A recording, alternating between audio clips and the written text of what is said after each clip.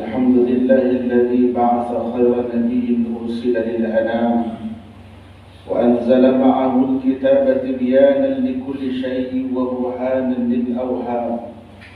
أشهد أن لا إله إلا الله وحده لا شريك له، أشهد أن سيدنا محمدا عبده ورسوله.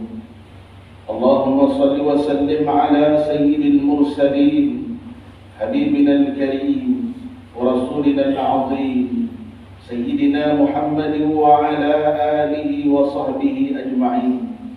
أما بعد، فيا أيها المسلمون، أوصيكم ونفسي بتقوى الله عز وجل، فقد فاز المتقون.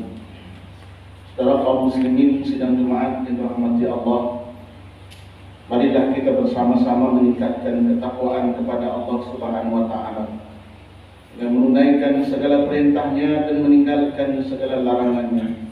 Semoga kita akan beroleh kejayaan, kebahagiaan dan keselamatan di dunia dan di akhirat. Khatib juga mengingatkan para jemaah agar memberikan sepenuh perhatian kepada khutbah yang akan disampaikan dan tidak sekali-kali melakukan perkara-perkara yang boleh mengurangkan pahala Jumaat, seperti berbual-bual dan menggunakan telefon bimbit. Oleh itu, marilah kita bersama-sama mendengar dan menghayati khutbah yang bertajuk menjaga kelestarian alam sekitar. Saudara kaum muslimin sidang Jumaat yang dirahmati Allah, alam sekitar merupakan salah satu daripada anugerah Allah Subhanahu wa taala yang amat bernilai. Allah Subhanahu wa taala mencipta alam ini seimbang untuk kemakmuran manusia dan makhluk-makhluk yang lain. Coba kita perhatikan di sekeliling kita, alam yang menghijau, laut yang membiru, pertukaran malam dan siang, haiwan-haiwan semuanya diciptakan untuk kita nikmati. Namun di sebalik keindahan semua ini, penjagaan alam sekitar juga dititik beratkan dalam Islam. Hal ini dapat dilihat melalui banyak ayat Al-Quran yang melarang manusia melakukan kerosakan, menyuruh memakmurkan alam dan larangan bersikap sombong di dunia. Di antaranya firman Allah Subhanahu wa surah Al-A'raf ayat yang ke-56. A'udzubillahi minasyaitonir rajim. ولا تفسدوا في الأرض بعد إصلاحها وادعوه خوفا وطمعا إن رحمة الله قريب من المحسنين. Shadaqallahul Azim. Dan janganlah kamu melakukan kerosakan di bumi sesudah Allah menyediakan segala yang membawa kebaikan padanya, dan berdoalah kepadanya dengan perasaan imbang.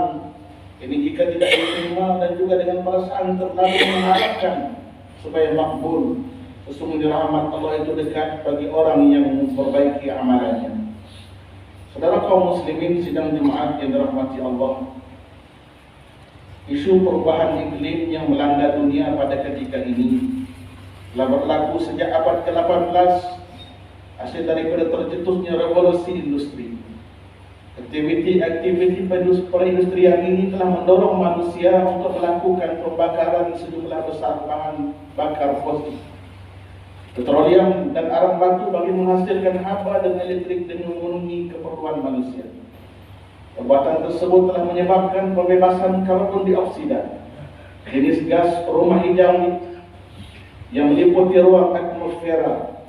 Kesannya akan menghalang haba daripada bebas ke angkasa dan merangkap dalam atmosfera tersebut, sehingga berlakunya perubahan suhu bumi yang mendadak. Perubahan iklim terjadi disebabkan oleh banyak perkara. Di antaranya ialah pelepasan gas rumah hijau daripada asap kenderaan, pelepasan sisa pejal dan pelepasan gas yang tidak dirawat daripada kilang atau di kawasan perindustrian, pembakaran terbuka, pembalakan haram, dan penebangan hutan yang tidak terkawal. Sekiranya perkara ini terus dibiarkan, ia akan mengakibatkan bencana alam seperti jerbu, kemarau, tanah runtuh, banjir, ribut, taufan, krisis bekalan air, peningkatan paras air laut dan sebagainya. Baru-baru ini negara telah diancam dengan bencana banjir di negeri Johor yang mencatatkan 74.453 jumlah mangsa banjir pada bulan Mac 2023. Selain itu, Jabatan Meteorologi Malaysia turut mengeluarkan amalan cuaca panas pada tahap berjaga-jaga di beberapa negeri. Menurut satu laporan yang dikeluarkan oleh Pertubuhan Kesehatan Sedunia pada 2018, telah menjangkakan kadar kematian disebabkan kesan perubahan iklim adalah 250,000 pada tahun 2030 hingga 2050.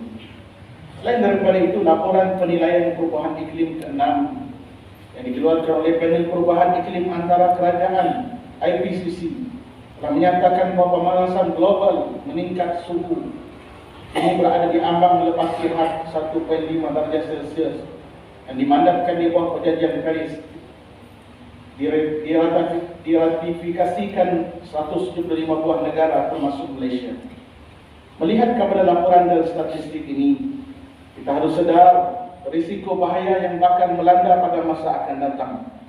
Perubahan iklim bukan sahaja boleh mengancam keseimbangan ekosistem, malah boleh menjejaskan nyawa. Saudara kaum muslimin sidang Jumaat yang dirahmati Allah, seiring dengan konsep khalifah yang diberi amanah untuk mengurus dan mentadbir bumi ini dengan sebaiknya, maka menjadi tanggungjawab semua pihak untuk bertindak dan berperanan melindungi dan mengibaratkan bumi bagi memastikan alam sekitar berada dalam keadaan baik untuk didiami oleh kehidupan pada masa kini dan mendatang. Dalam hal ini, pihak Kerajaan Sarawak khususnya amat komited dalam usaha menangani isu perubahan iklim demi menjaga kelestarian alam sekitar. Dari strategi pembangunan pasca COVID-19 2030, kerajaan telah memberi penekanan kepada inisiatif ekonomi hijau dan inisiatif ekonomi biru.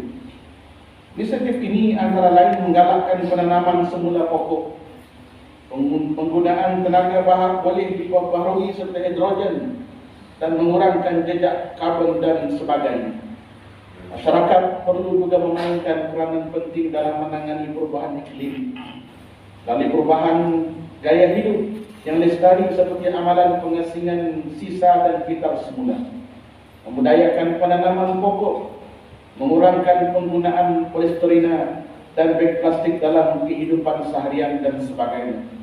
Dengan adanya institusi kerajaan yang mantap serta sokongan dan kerjasama semua lapisan masyarakat dan warga yang prihatin, pastinya berbagai isu berkaitan alam sekitar dapat ditangani dengan baik dan berkesan. Saudara kaum muslimin sidang Jumaat yang dirahmati Allah, pelestarian alam sekitar bukan saja akan membawa pertumbuhan dan kestabilan ekonomi yang mampan, paling ia juga mencerminkan model sebuah negeri dan negara yang bertamadun. Krisis perubahan iklim perlu ditangani dalam memastikan peningkatan suhu global dapat dikurangkan bagi mengelakkan berlakunya sebarang bencana alam. Akhirnya mimbar mengambil kesempatan untuk berpesan kepada para jamaah sekalian, agar sama-sama kita memainkan peranan masing-masing dalam menghadapi dan mengendalikan masalah perubahan iklim ini demi kelestarian alam sekitar. Antara kesimpulan yang akan diambil dari khutbah pada hari ini, yang pertama, tanggungjawab kita sebagai khalifah ialah memastikan bumi ini dimakmurkan dengan sebaiknya, karena ia merupakan amanah daripada Allah Subhanahu wa taala. Yang kedua, kelestarian alam sekitar bukan sahaja akan membawa pertumbuhan dan kestabilan ekonomi yang mampan, malah ia juga mencerminkan model sebuah negeri dan negara yang bertamadun. Yang ketiga, umat Islam hendaklah memainkan peranan masing-masing dalam menghadapi dan mengendalikan masalah perubahan iklim ini demi kelestarian alam sekitar. Bagi mengakhiri khutbah, marilah sama-sama kita menghayati firman Allah Subhanahu wa taala surah Al-Qasas ayat yang ke-77. A'udzu billahi minasy syaithanir rajim. Wabtaghi fima ataka Allahu ad-daral akhirah wa la tansa nasibaka minad dunya wahsin kama ahsana Allahu ilaik wa la tabghil fasada fil ardh innallaha la yuhibbul mufsidin. Shadaqallahul azim. Dan tuntutlah dengan harta kekayaan yang telah dikurniakan Allah kepadamu akan pahala dan kebahagiaan hari akhirat. Dan janganlah engkau melupakan bahagianmu, yakni keperluan dan bekalanmu daripada dunia. Dan berbuat baiklah, yakni kepada hamba-hamba Allah, sebagaimana Allah berbuat baik kepadamu, yakni dengan pemberian nikmatnya yang melimpah-limpah. Dan janganlah engkau melakukan kerosakan di muka bumi. Sungguhnya Allah tidak suka kepada orang-orang yang berbuat kerosakan.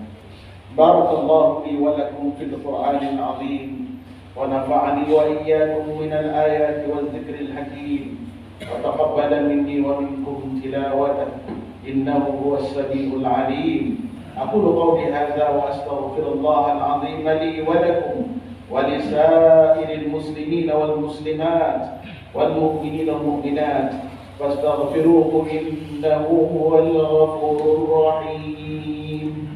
اللهم صل وسلم وزد وعظم عطاء وبارك بجلالك وكمالك على زين عبادك وأشرف عبادك أسأل العظام والأجل وإمام الطيبة والحرم ومنبع العلم والحلم والحكمة والحكم وترجمان لسان القدم سيدنا ومولانا محمد وسلم الله تبارك وتعالى عن كل صحابة رسول أجمعين والحمد لله العالمين.